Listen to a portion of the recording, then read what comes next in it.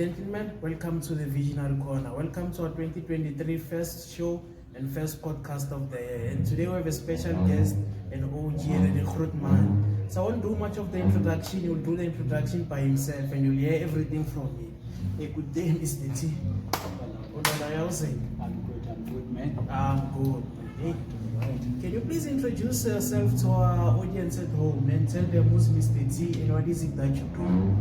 All right, ladies and gentlemen, boys and girls, my name is Mr. T. Real name, full name, Chilibali Mudau. Born and bred in Soweto, Shawela. I'm an entrepreneur in Soweto, and I don't only operate in Soweto, I operate in different spaces. In Asia, I also do four-ways and all around. I'm an entrepreneur from an IT perspective. That's where I started, and then I also I'm passionate about education. So yeah, then education now is number one. Yes. And how did you manage to link the two, both IT and education? Okay. The thing is, you see, education, that's where we all start. So I was once a student, yes, believe it or not. I didn't always have gray hair. So look, when studying grade 11, I failed my grade 11. I was a very smart student, always passed effortlessly without studying. And got to grade 11.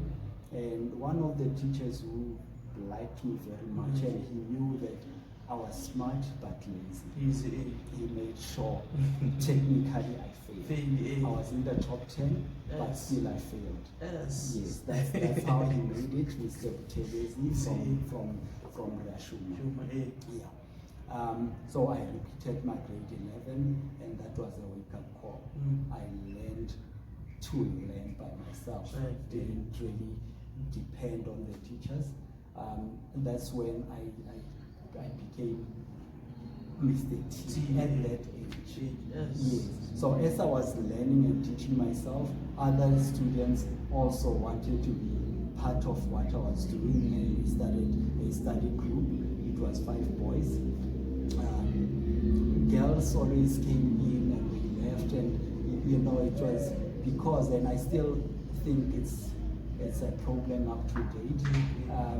It is not as safe for girls to walk in the dark after late times, and girls always have chores to do.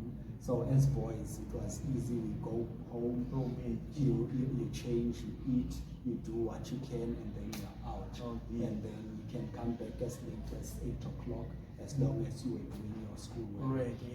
And that becomes a challenge for the ladies, for the girls. They couldn't keep up with that. So so that was Mr. T, the first episode. And then I studied, after my matric, I studied IT. I wanted money. I wanted money, and I was fascinated by computers. They were the in thing, the new thing, and it was for smart people, and I believed that I was smart. So I went for that career. I did computer programming, software engineering. So that is what now it's about apps. It's app development. I worked a bit for NetBank, that was the first company that I worked for, and they were also my sponsors at school. I never paid for my tuition, so they were the sponsors, and then I had to go work for them for a couple of years. Then I went to work for Sizwe Medical Aid, which is a legendary organization. Now, when I was at Sizwe, that's when I sort of started having this entrepreneurial spirit, because that organization, or Sizwe Medical Aid, is part of Kwacha. Kwacha means 4. Okay, I think they were from the guys from exile, when they came back to South Africa and they started setting up their own companies, they joined guys like, there was Dr. Motlana and Dr. Homi. Those were the guys that started, the city private clinic by GQ. Yes, those guys.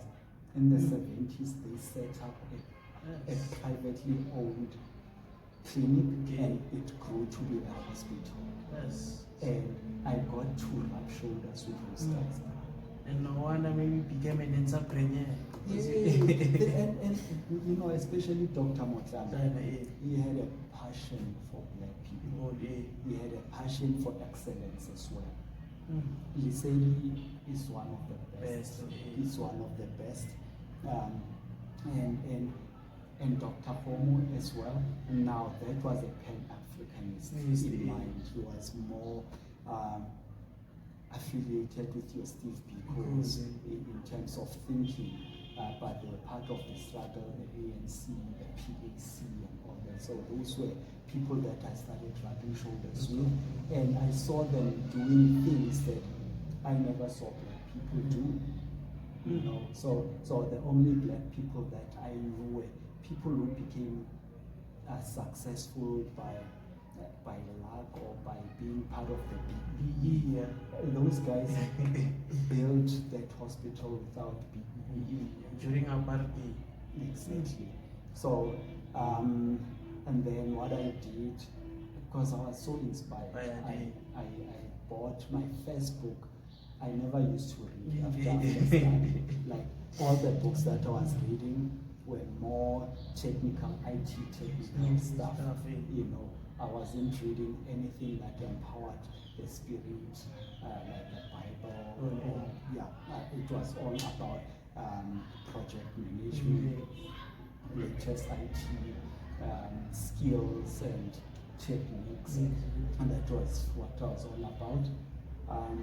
And then I bought my first book, The Capitalist Need, by Chika Oneni.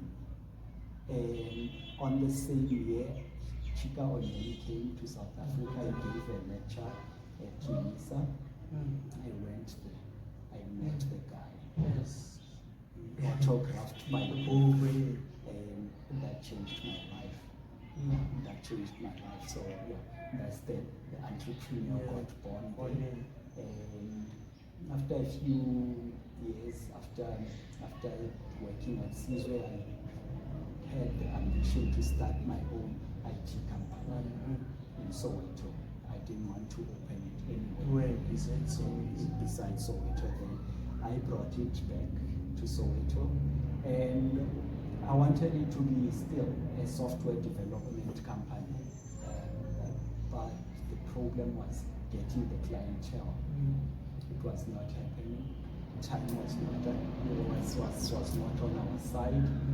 The bills were coming fast, and we were running out of money, and it sort of changed shape into an internet cafe, which was very close to what I was doing. So it became an internet cafe. People could walk in, get their CVs done, and then I opened it up to even fix computers. We started teaching people how to use computers, computer literacy. We started doing that at Golden Mines Internet Cafe. So that was the first business that I built. And then on weekends, my Saturdays were quiet. And I always had learners come in doing their assignments, and then I started helping out. I opened it up to them. I said, guys, if you require any assistance, please pop in on Saturdays, and I will be able to help you. Not a computer helping you, but a teacher coming in to help you. And then that's when I started teaching. And that Saturday extended to Sunday. And because there was more work to be done. Yes. And as time went on, some of the parents started wanting to pay because I was doing this for free. Yeah. Yeah, they said, you know what, this is so helpful for your children. How about we pay you? And I started charging just, I think it was $50. Yeah, just to keep it going. And then what happened is, because I also like my community, I was surrounded by Helsinki, and there was Mambo Primary School, and then there's one secondary school. I started extending my services to those schools to say, guys, I'm here. If your computer breaks down, if your printer breaks down, I'm here. Those are the services that I charge for. But I will give you my services as a math tutor, as a computer tutor as well, to your teachers and your students. So I volunteered, and the first school that accepted my proposal was Mambo Primary School. That's when I started teaching computers, and just by pure luck, one of the teachers was absent, a math teacher was absent, and I was asked to stand in for him, and then I totally enjoyed that. And that was the beginning of Mr. T, the tutor. So, see the IT and education together. Yeah. It seems like this thing of education has always been following you since from a younger age. Exactly. Yeah. It's natural. I'm sorry to cut you, but it's natural. It just came in.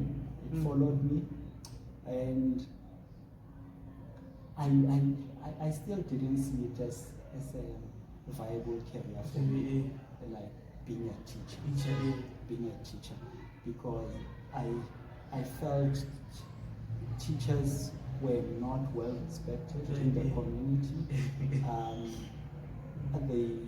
They were not well paid. So I didn't want to be associated with that. I would rather be known as an IT, you know.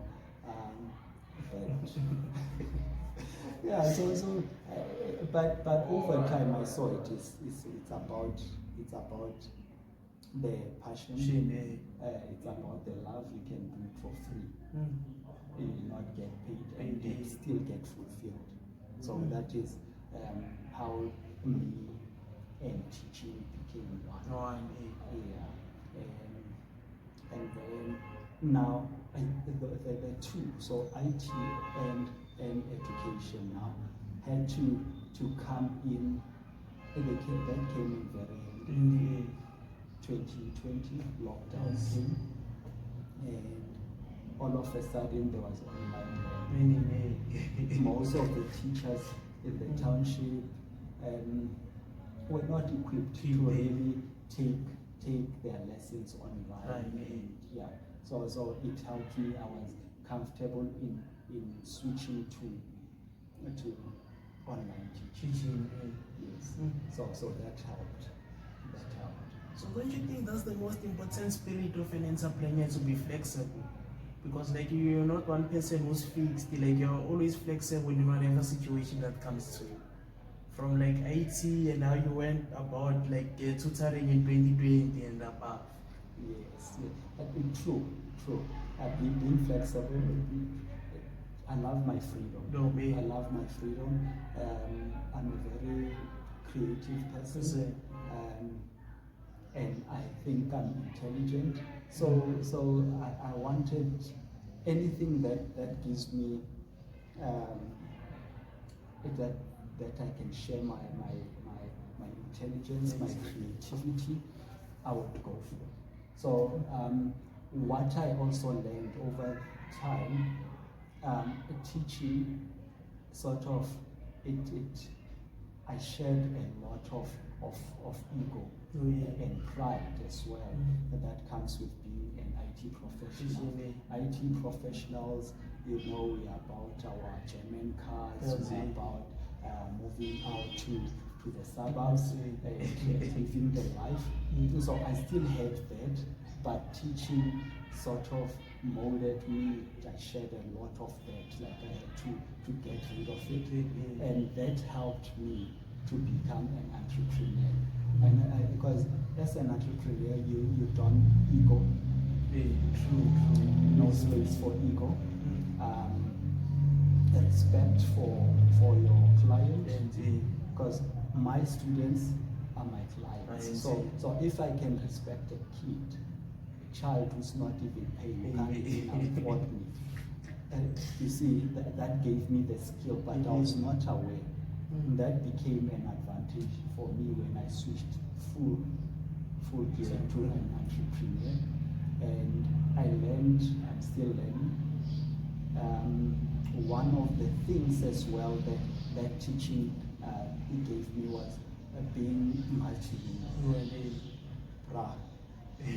Any entrepreneur operating in South Africa has to be multilingual. True. And being multilingual makes you more tolerant to other cultures, because you get to understand them, you understand how they do things, you know. So I learned that being multilingual is one of the key points of being an entrepreneur, being respectful to your clients, whichever age they are. That is what I can share with other entrepreneurs. Whether you're making millions or you are making your 5 friends. Respect. Because that's what I've seen as we're coming and working in, how you're interacting with everyone here. You respect every person regardless of who they are. Because at the end of the day, your money is in people. So if you don't respect people, there's nothing that will come to you. There's no way of winning. Yeah, it's true, and I'm glad you observed that. From your security guard, that guy might not be your client, but he's going to be the person that is receiving your client. You know, so you take care of them. They are a father, they are a brother, they are an uncle to somebody who might need your services. So you take care of them and you make sure you respect their position.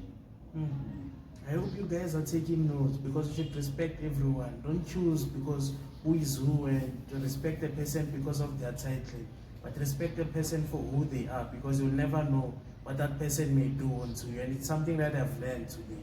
But respect everyone, because if you don't respect, I don't think we'd be sitting here. If maybe we're arrogant, as you were saying, that thing doesn't work in business. Always have to be humble and always be a servant.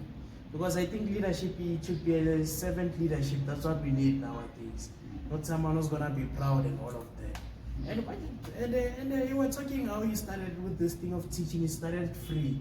So don't you think sometimes your purpose is connected within your passion and something that you'd be willing to do for free? Yeah. If there's anything that you are willing to do, and you want to get paid for that thing, it must still be something that you are willing to do for free. You must love it, it must love you, it must feed you from your soul, your spirit, your body. It must make you happy, not the money. It's not the money. Money will follow. Money will follow. So if you say you are passionate about something, are you willing to do it for free? Are you willing to do it even if somebody didn't pay you? Are you willing to be on time when nobody's paying you? Are you willing to look presentable and look and give your professional best?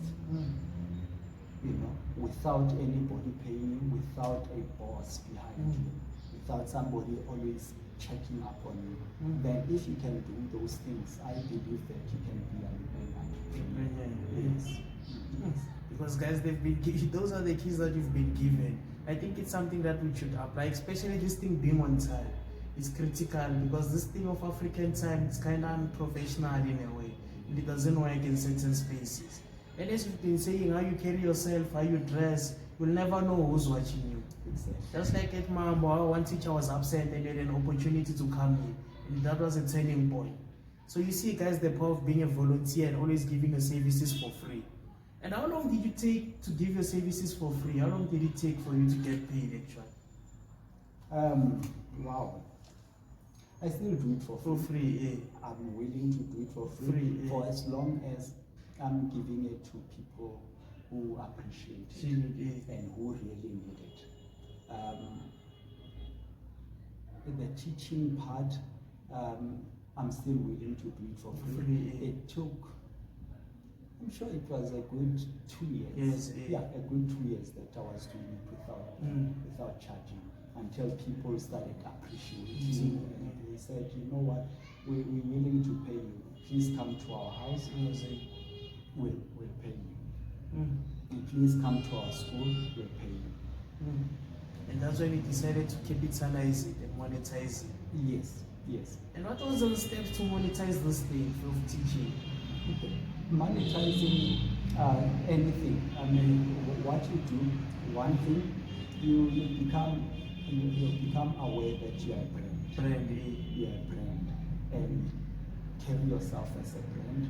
You respect yourself, you respect your clients, and then what you do is you go out there and you start off charging a normal fee, like a low entry fee, a fee that will cover the costs of your admin costs, like traveling costs, your lunch, not really chasing the profit. Then as you go on and you become Mr. T brand, then you can start charging premium fee to say, yeah, now I'm Mr. T, and you know what you are getting from me, and this is what I charge. And you charge as much as you think you are worth. Yes. But that I do not exclude people who cannot afford those services. We can still negotiate. That's what you said about being African. It is not a disadvantage being African. African time, as long as there's respect. Courtesy call. I'm running late. Hey Nico, I'm running late. Can you come in? Can I see you at 1 o'clock? Can I see you later on? That is what being African is. It's such a powerful thing to be African, because we have common respect. We've got Ubuntu that comes in naturally. It runs in our veins. It runs within our veins, and respect. We don't teach kids to respect. The kids get it from their homes. So that is the most powerful thing about being African. And we are creative, we are hardworking. South Africa as it is, yes, the white man built it because he had the capital, but the manpower that put bricks, it's an African. The African had the skill, he learned the skill to build this thing.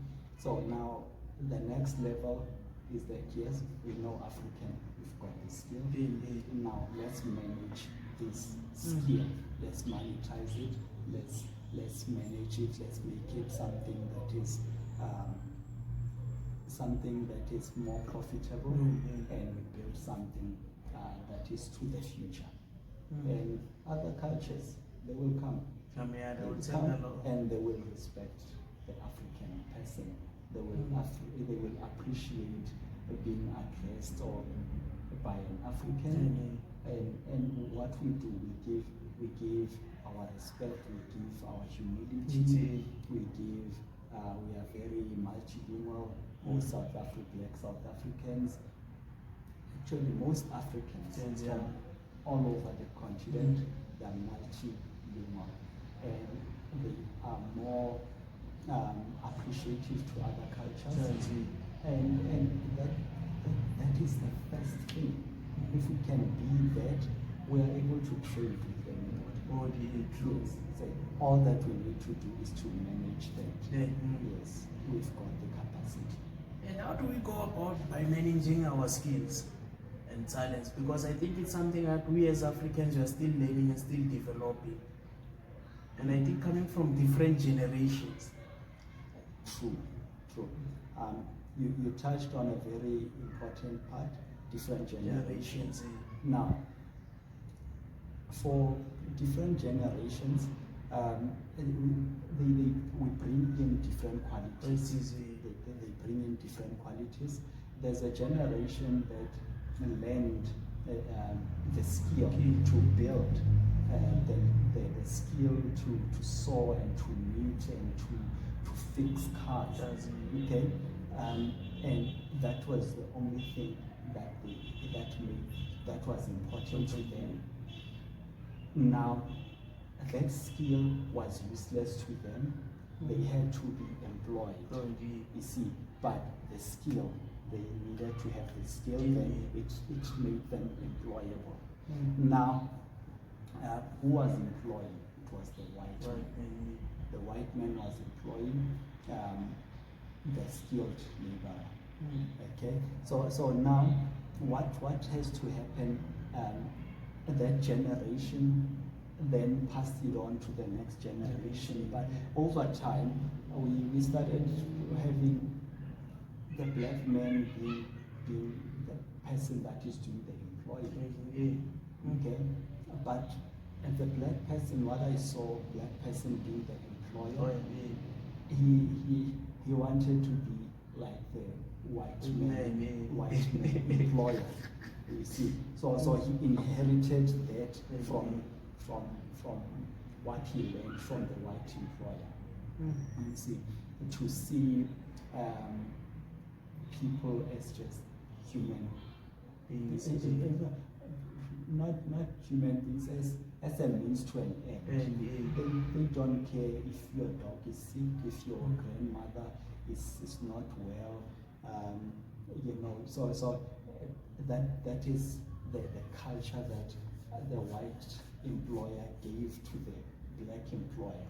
So now that was that generation of employer and the employee who's skilled. Now next generation comes in and say, we want to go into managing these skills. Okay, so now I'm the skills guy. Okay, I learned skills like computers and how to fix them and all that. I learned how to teach and all that stuff. Now that is me as a skilled leader, but I'm not willing to be employed. I would rather yes, I would rather take that skill, have that skill, and learn how to manage my skills and monetize it. And I'm not too passionate about the managerial part and the finances and all that. So I would rather have a Diniko come in and do the managing. I could be the employer, but Diniko could be my financial manager. He could be my boss. He could be making sure I'm keeping to my schedule, am I making my profits and all that. So I would, that's what I'm thinking would be the next thing that we do.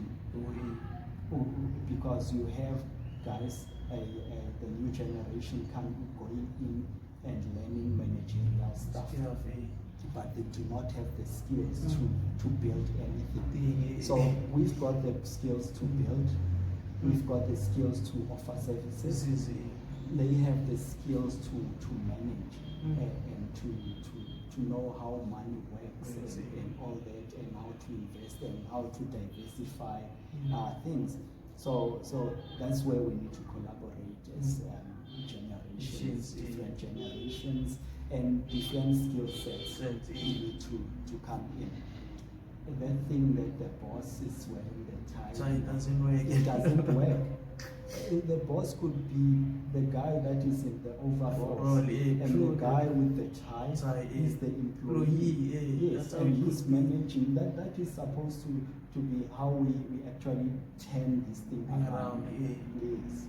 Because it's something about business, it's usually a teamwork. And I was reading this book, Think and Grow Rich. It was saying, like, in this current times, people are going to prefer more of a partnership than an employment. I guess we are saying we bring different skills, the management, the accounting people, the people with the skills, then we combine our skills, then we work together. That's correct. Because that's what we need in this current generation. No, it's so true. It's collaboration. It's collaboration. Wherever I go, I make sure that the person or whether it's a school, a company that I walk into, and even if it's a long-term contract that I'm there, I make sure they know that I'm not their employee. I'm a service provider, and I'm a partner as well. How well they do as a school, how well they do as a company, is also my responsibility.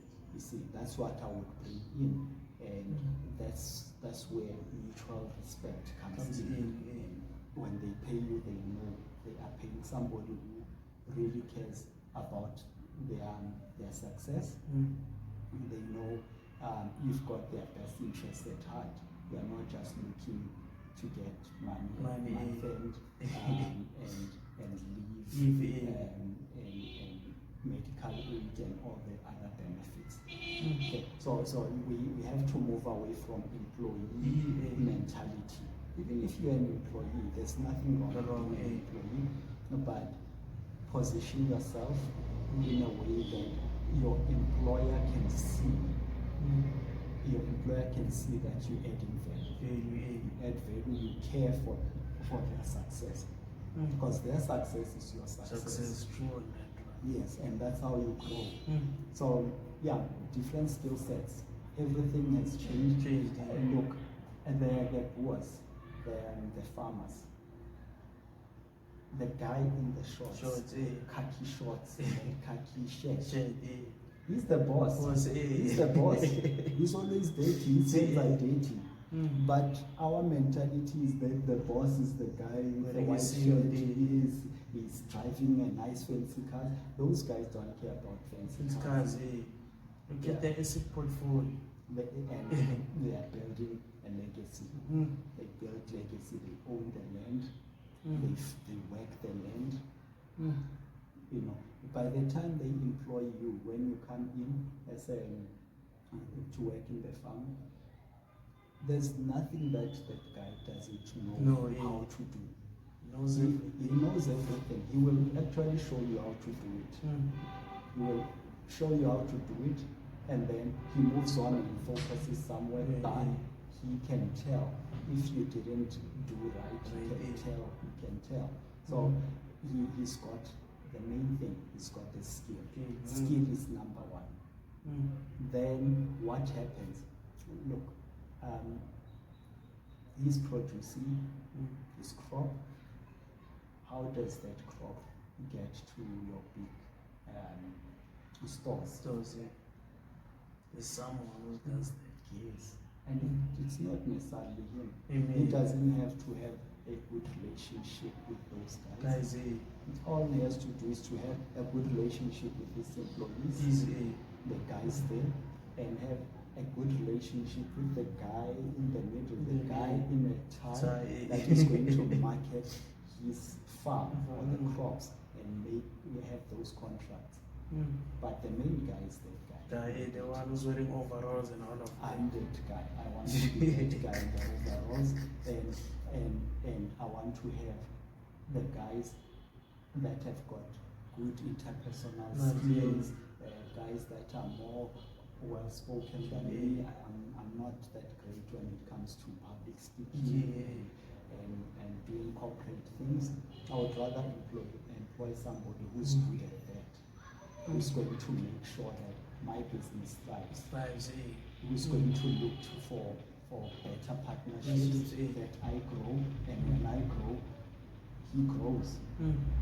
That's a powerful method. I think it's something that we need to learn, guys. Of these days, you don't need to compete, but you need to find people who are compatible and who are helping you to go forward. Because you won't do this thing alone. Entrepreneurship is not a one-man island. You need a team of people. So they usually say the entrepreneur, they're not the smartest people, but they get the smartest people on their team. And that's what Mr. T is doing. And it's also not about the hierarchy, but it's all about the skills and getting the work done. You don't necessarily have to be the guy in a tie, in a suit, and all of that. And coming from a different generation, I'm sure during your generation you were taught you should go to school, after go to school, settle for employment, and that's how you should push the rest of your life. How did you manage to break that mindset? Like to think like an what is it called, an independent contractor, if I can say. Yes. Or I think it wasn't something that was taught, that you have to be an independent thinker, independent contractor, independent employee. It's something that just comes with wanting the best for the company that you are working for, wanting the best for your name as well, for your brand. It's and then also looking and reading a lot.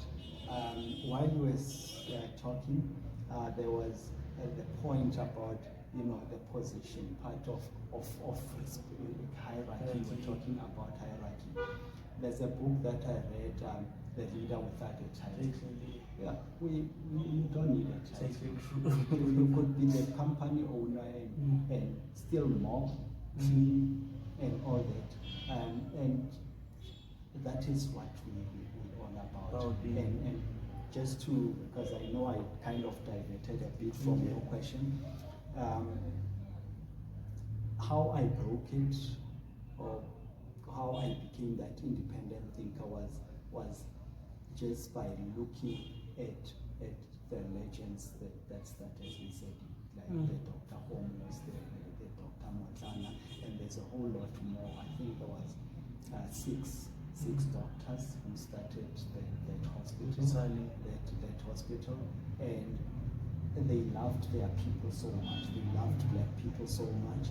They wanted to give their people a dignified place, a place that they could see themselves, and say, hey, I want to be a doctor. Yeah, so it was just being exposed to such and reading books like your Steve Biko's, and following a lot of Malcolm X and your Martin Luther King, like just reading just made me want to excel and give the best in whatever I do, and represent my people.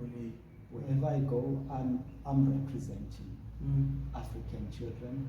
I'm representing that guy from Chawero, Chiamba, Songotonga, Bavenda Baso, in the Chiswicha, Nichiamba Chizulu, Mankulmisu, and Kulumaga,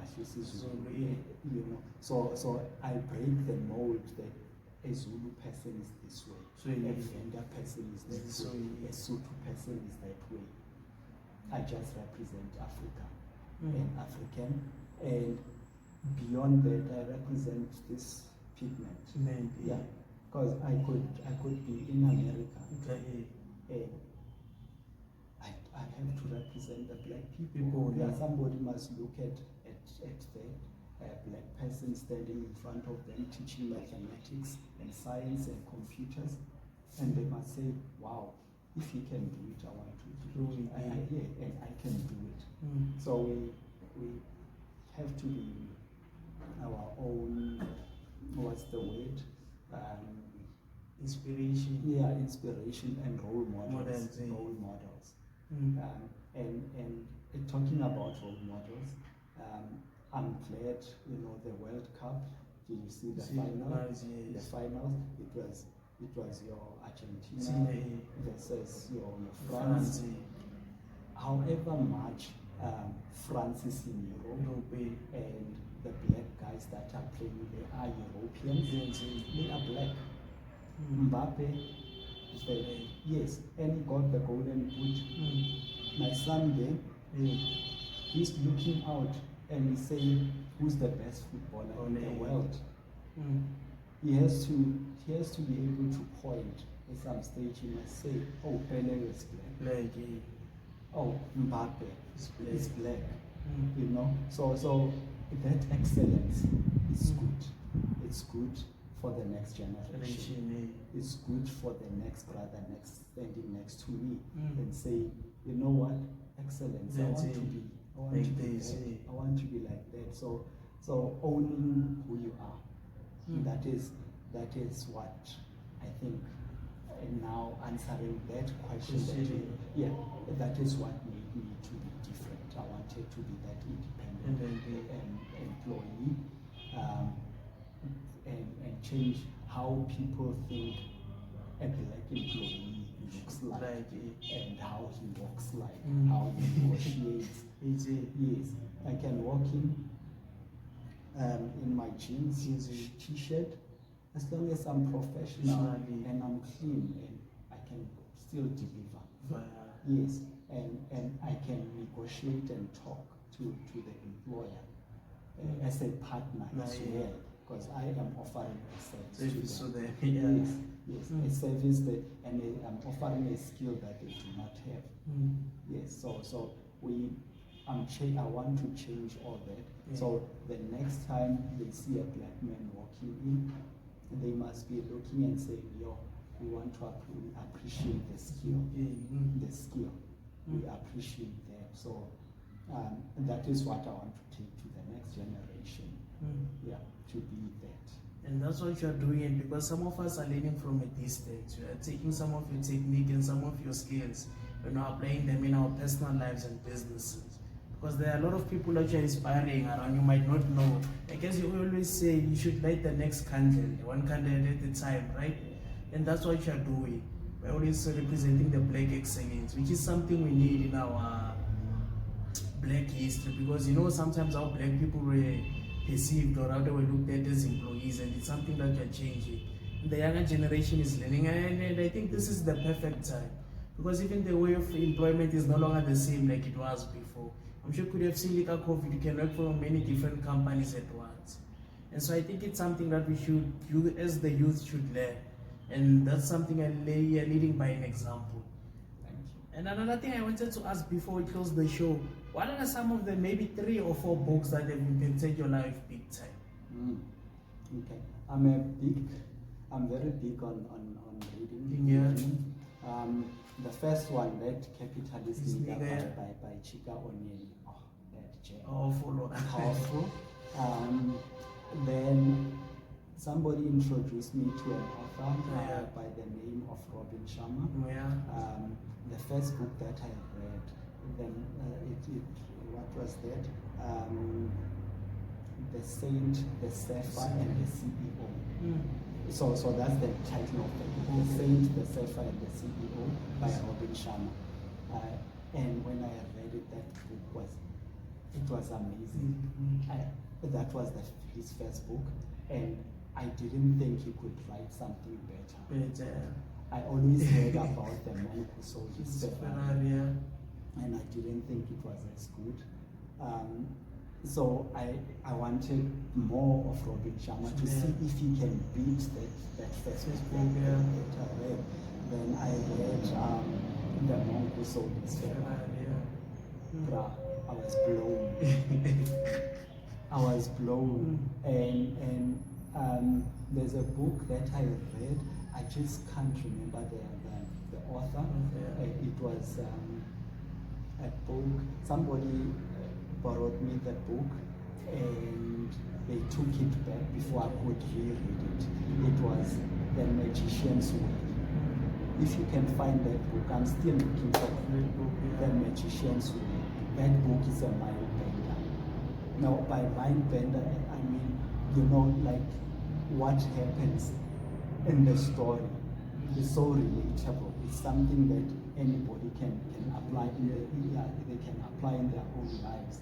And then so that was that book. And then I loved the 5 a.m. club. I'm an early riser.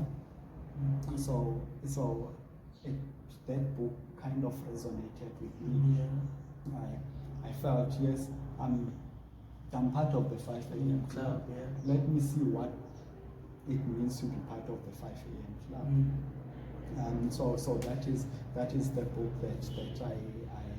the books that I read, mostly Robin Sharma, and then Paul, is it Kukuela? Come on, I'm sure you know that the book. It's got a red triangle. Come on, The Alchemist. Alchemist, bruh. That book go get the Alchemist. Definitely. Because I've seen you post about the book. Have you read yourself? I haven't read it, but I've had a number of people recommend that particular book. In that book, that author Yeah. writes amazing stuff. He writes amazing stuff. From him, I also read a book called 7 Minutes. 7 minutes. So, and the concept there is that the first 7 minutes of meeting somebody are very important. You can make a friend, Yeah. you can fall in love, get married in 7 minutes. You can create a lifelong enemy in 7 minutes. You can create a lifelong friendship in 7 minutes. So that is the power of time, and taking the opportunity to respond to that opportunity within that time. You see, that's the book that I think that affected me so much. When I meet somebody, within 7 minutes, I make sure that they are comfortable with me, I'm comfortable with them, I know what they are all about, and all that stuff. That's powerful, guys. I hope you do tune and get some of the books so that you can read, so that you can get some of the knowledge that Mr. T got from the books. Because I believe now we are living in an age of information. Wealth is accessible. Unlike before, it's in the tip of your hands now. The books that you read, they do play a huge role in your life. And I don't know, what are the last few words that you love to say to our people as we wrap up? Man, just be the best that you can be. Fail, fall, but stand up. Don't let your ego affect you. Don't let what other people think of you affect you. I respect everyone. And one thing that I would also give to you is that I respect you so much, and I've learned so much, and I'm learning from you. I love how you branded yourself, the visionary corner, and your vision. A billion, what's that? Billionaires under process. Yeah, billionaires under process, and I know what one of your goals is to create. How many billionaires? 50 million entrepreneurs. 50 million entrepreneurs. So you are creating 50 million people who can solve problems, and that is within our community, within our country, and that is what entrepreneurs do. You are not creating the billionaires. Billionaires will come from the entrepreneurs, the guys that are solving the problems. Yes, and collaboration. Collaboration. I'm still to collaborate with you. We've done a little bit of tutoring, a little bit of business advice, and yes, the book that I bought from you is still, that's my manual.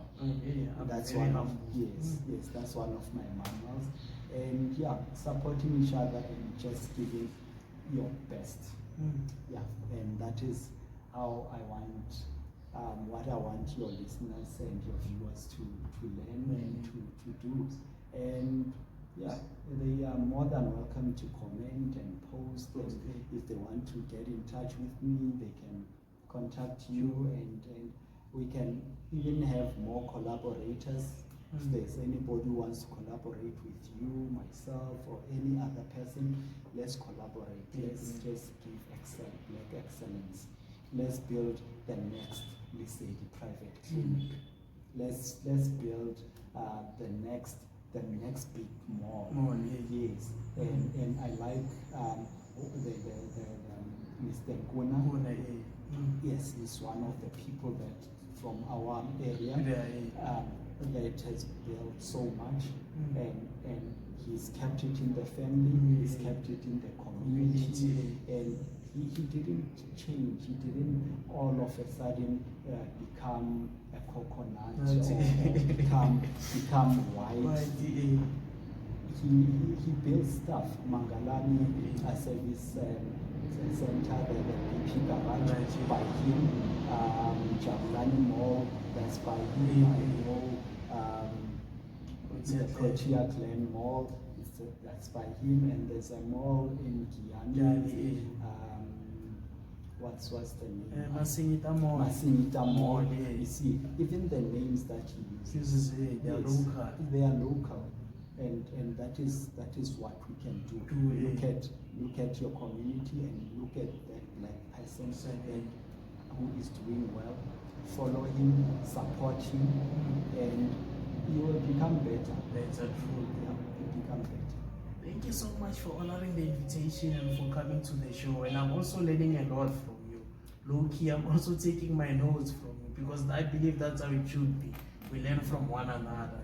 And you spoke something about supporting one another. One of the biggest votes that we can ever do is voting by our rent. Who do you vote for?